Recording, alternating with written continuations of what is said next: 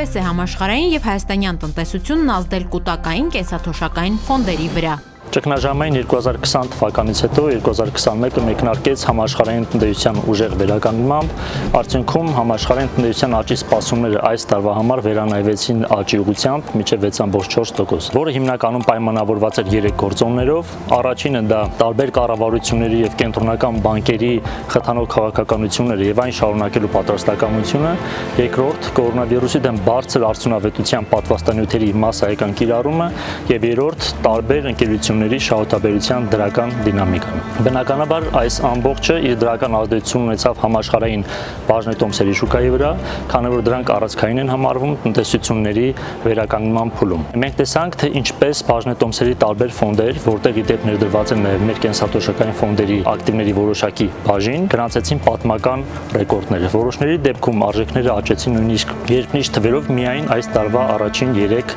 ամիսների համար։ Տնտեսություններին ցուցաբերած այս աննախադեպ ծավալի օժանդակությունը առաջացրեց նաև որոշակի խնդիրներ, մասնավորապես կապված գնաճի հետ,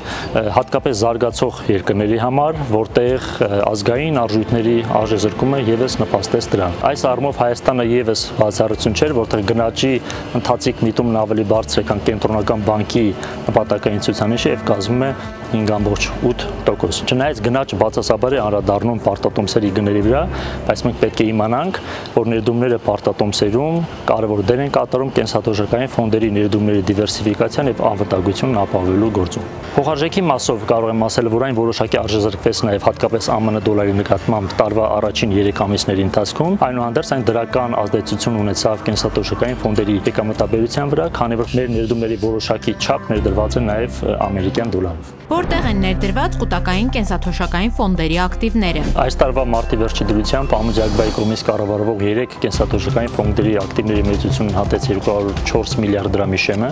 տարեսկզբից աճելով շուրջ 16 միլիարդ դրամով։ Այդ 204 միլիարդի հիմնական մասը 68%-ը ներդրված է Հայաստանի Հանրապետությունում, մասնավորապես 10%-ը ներդրված է տարբեր մասնավոր ընկերությունների կողմից թողարկված կորպորատիվ պարտատոմսերում, շուրջ 28%-ը ներդրված է պետական պարտատոմսերում եւ շուրջ 30%-ը բանկային ավանդներում եւ կանխիկ միջոցներում։ Հայաստանյան ներդրումների մասով կուզենայի ընդգծել հատկապես մեր կենսաթոշակային ֆոնդերի ներդրումը Եվրոմիություն Հայաստան փոքր եւ միջին ձեռնարկատիրության ֆոնդում, որն իր հերթին ներդրում է կատարում Հայաստանի տնտեսության իրական հատվածի տարբեր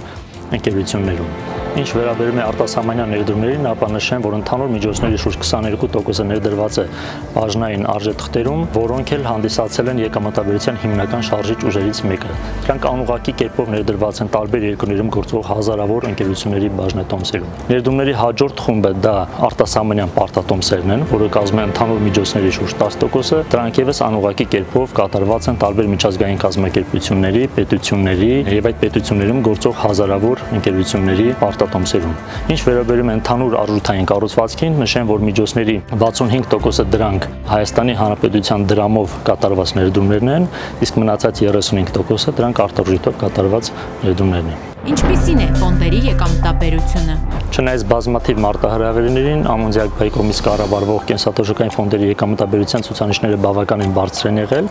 մասնավորապես այս տարվա մարտի 31-ի դրությամբ կենսաթոշակային ֆոնդերի վերջին 1 տարվա եկամտաբերությունը տատանվել է 8.8-ից 14.6% միջակայքում,